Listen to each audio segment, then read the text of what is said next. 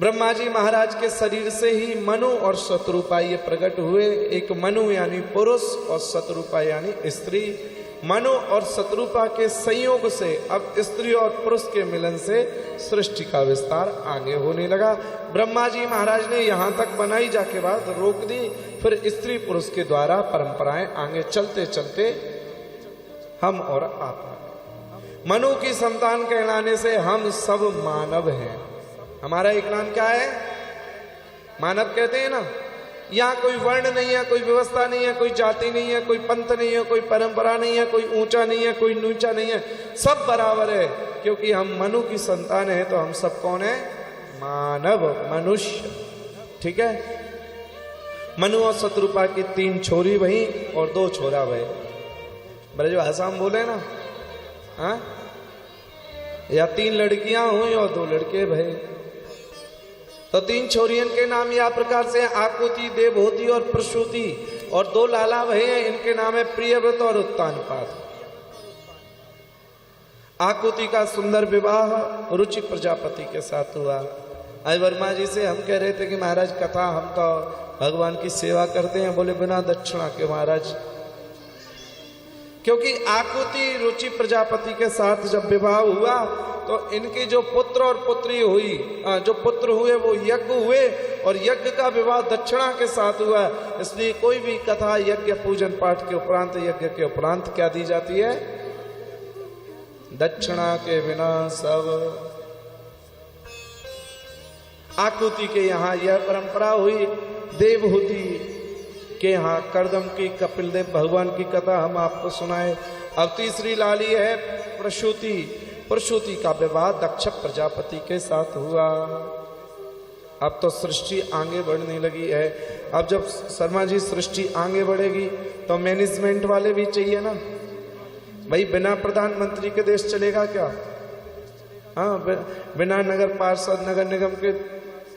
ऐसे ही महाराज सृष्टि आगे बढ़ने लगी तो श्री ब्रह्मा जी महाराज विचार करने लगे कि अब क्या करें। ब्रह्मा जी महाराज ने कहा अपनी सरदर्दी थोड़ी कम करें, यहीं प्रधानमंत्री बना देते हैं, यहीं निपटते रहेंगे ये लोग। सो महाराज देख विधि विचार सब लायक, और दक्ष की न प्रजापति नायक। दक्ष प्रजापति को प्रधानमंत्री बना दिया। अब यहां से शिव पुराण की कथा प्रारंभ होती है, ध्यान से सुनो। हम आपको सुनाए थे ना 18 पुराण, पूरी भागवत में सुना जाएंगे आपको। कल क्या सुनाया था? क्या सुनाया था? कल महाभारत सुनाया था कि नहीं? फिर भूल जाते हो सब। हाँ, भागवत तो सुनाई। भागवत में महाभारत आया था कि नहीं? प्रसंग वर्णन। आज यहां देखिए श्रीमद् भागवत में ही शिव पुराण का वर्णन आता है। श्री सुखदेव भगवान पूछते हैं राजा परीक्षित से। राजा परीक्षित भगवान सुखदेव जी से पूछता है कि भवे शीलवताम श्रेष्ठे दक्षो द्रुहित वत्सला विदेश मकरोत् कस्मात् आत्मजातम सत्यम। भगवान मैंने सुना है देवादिदेव भोलेनाथ से निराला कौन है? भोले भगवान से कौन भोला भाला है? इस संसार में भगवानों में सबसे श्रेष्ठ कौन है? सब देव हैं और देवों में देव। हाँ, कौन है? नमः पार्वती पतये हर हर महादेव।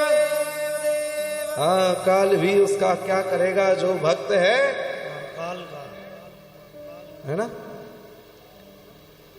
दक्ष प्रजापति आज प्रधानमंत्री बना दिए गए हैं। सुखदेव भगवान से राजा परीक्षित पूछते हैं भगवान मैंने सुना है भगवान शंकर तो सदा बोले हैं, लेकिन भगवान शंकर का विरोध दक्ष प्रजापति से हो गया, क्यों? ये प्रश्न पूछा तो भगवान शिव की मंगलमयी कथा यहाँ विस्तार से सुनाने लगे कि कस्तम चराचर गुरुम निर्वैरम शांति विग्रहम। शंकर जी तो यहां देखो, भागवत जी ध्यान से सुनिएगा जरा, 2 लोगों को जगत गुरु बता रही है। और आजकल कितने जगत गुरु हैं? अब हम कुछ बोलेंगे ना ना, आप लोग जो कहोगे मां बस ज्यादा ना है, रजमा जी 50 लाख दे दो आपको भी। मुजफ्फरनगर के जगत गुरु अभी तो मेहनती है, फिर एक और उपाधि रह जाएगी।